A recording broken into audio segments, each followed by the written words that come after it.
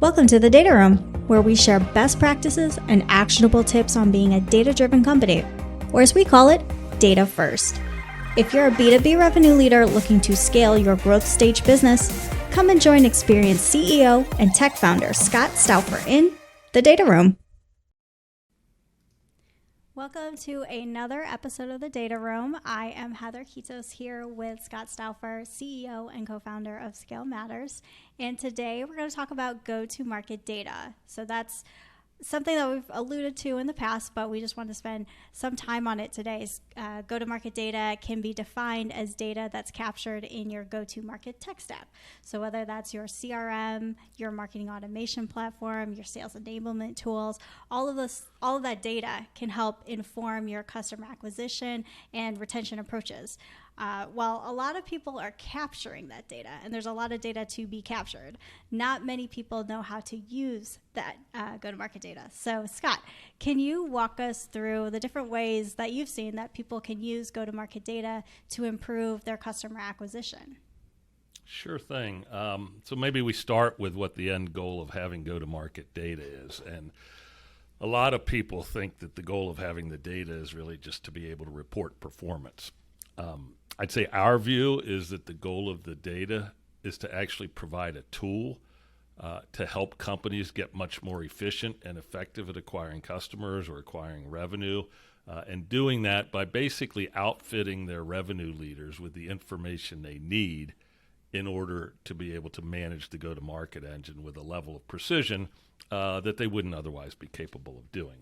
If you think about using dials to tune something in, think of it as equipping revenue leaders with a bunch of very discrete dials, which helps them tune or optimize different parts of the engine at a very granular level. And without these dials, management is imprecise, and therefore the overall engine is inefficient. So if you use that thought process of the goal of data is to provide these tools to help managers be very precise in the way they manage the engine, then we think that the types of data or the types of dials that we need to do that really come down to a handful of areas, and we can sort of place them into two different categories. The first is what we would call product market message fit. And this includes optimizing for stuff like targeting around your ICP, even understanding what your ICP, ideal customer profile, actually is. Tuning your messaging so that it resonates with the way your prospects think, and potentially adjusting your competitive positioning so it truly puts you in an advantaged position. When these product market message fit issues aren't optimized, you literally are leaving deals on the table. Win rates are depressed, sales cycles elongated. So the first set of data we're looking for, or dials or tools we're looking for, is data that helps inform us to optimize around these issues. The second category of data, again, using dials, using the metaphor, that we need, or what we would think of as lead to deal attributes, or said differently, maybe funnel data. And specifically, we think there are really three types of important data to surface here. First is data that helps better inform on which strategies for sourcing prospects that you're using are most productive and which are least productive, so that you can effectively shift your investment dollars away from the least productive strategies and towards the more productive strategies. The second element of data that we think is important here is data on the conversion process itself. So you can easily identify where the process friction points are within the overall funnel, and then take action to eliminate them.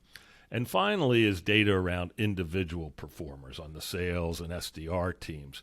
And you want that to allow you to not only understand kind of what outlier performance looks like, good and bad, but also to understand potentially the why behind the performance, so that you can more precisely hire, coach, and develop your talent pool. That's a lot of data to be captured. I like how you broke it down into those two categories too.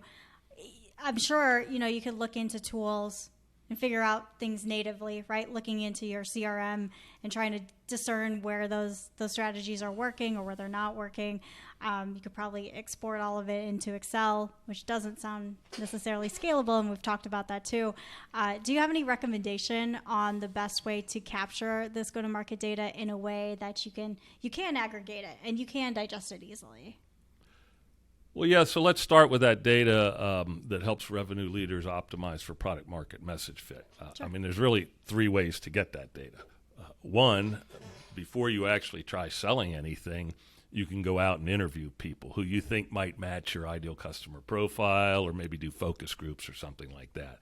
But once you're starting to have real sales conversations, you have two choices. You can ask the salespeople, again, to take really good notes and put those notes into the CRM.